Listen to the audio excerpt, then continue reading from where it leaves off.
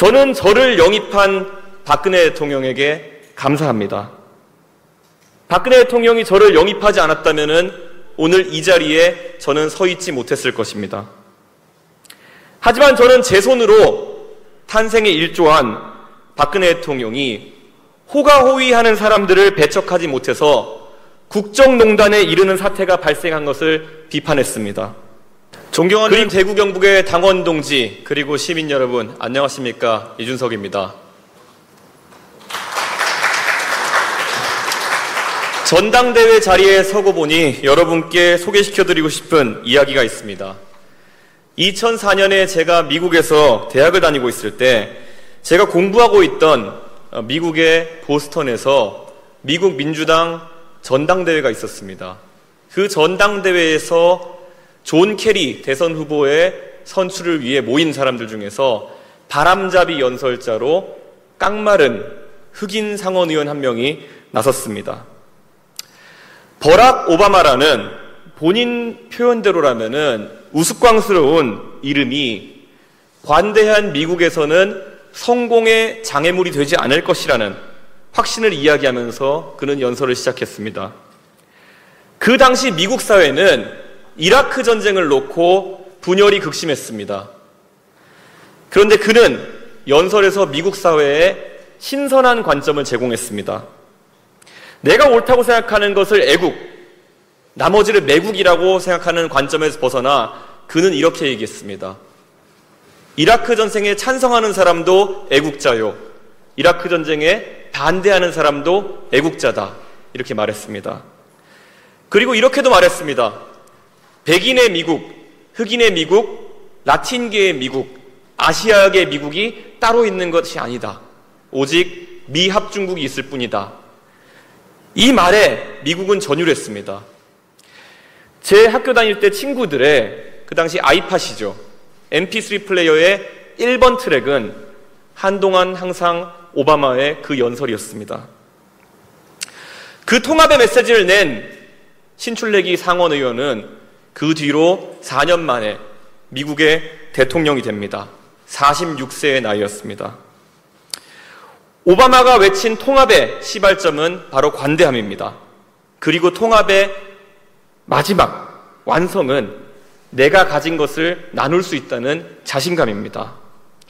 많은 당권주자가 이번 그 전당대회에서 통합을 이야기합니다. 그런데 통합이라고 하는 것은 그 두 글자를 반복적으로 외치는 것만으로 이루어지지 않는다고 생각합니다. 통합의 전제 조건은 간단합니다. 우리는 이 질문에 답할 수 있어야 합니다. 여러분은 다른 생각과 공존할 자신감이 있으십니까? 내 생각과 다른 이야기를 하는 사람도 선한 의도를 가지고 있다고 인정하고 그 사람도 애국자라는 것을 입 밖으로 내어 인정할 수 있어야 합니다. 저는 저를 영입한 박근혜 대통령에게 감사합니다. 박근혜 대통령이 저를 영입하지 않았다면 오늘 이 자리에 저는 서 있지 못했을 것입니다. 하지만 저는 제 손으로 탄생에 일조한 박근혜 대통령이 호가호위하는 사람들을 배척하지 못해서 국정농단에 이르는 사태가 발생한 것을 비판했습니다. 그리고 국가가 통치불능의 상태에 빠졌기 때문에 탄핵은 그 시점에 정당했다고 생각합니다.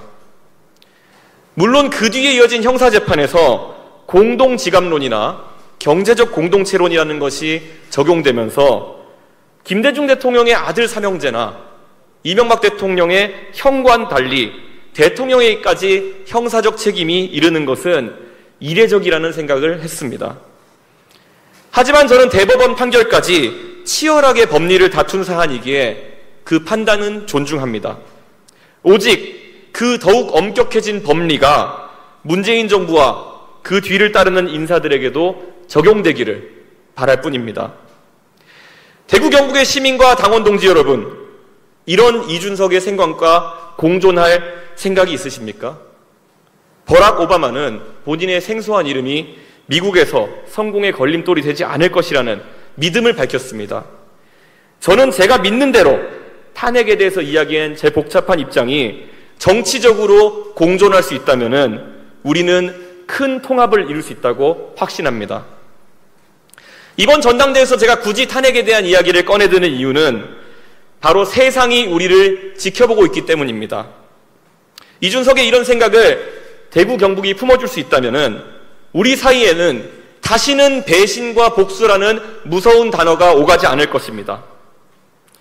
그리고 박근혜 대통령에 대한 수사를 지휘했으나 문재인 정부의 부패와 당당히 맞섰던 검사는 위축되지 않을 것입니다.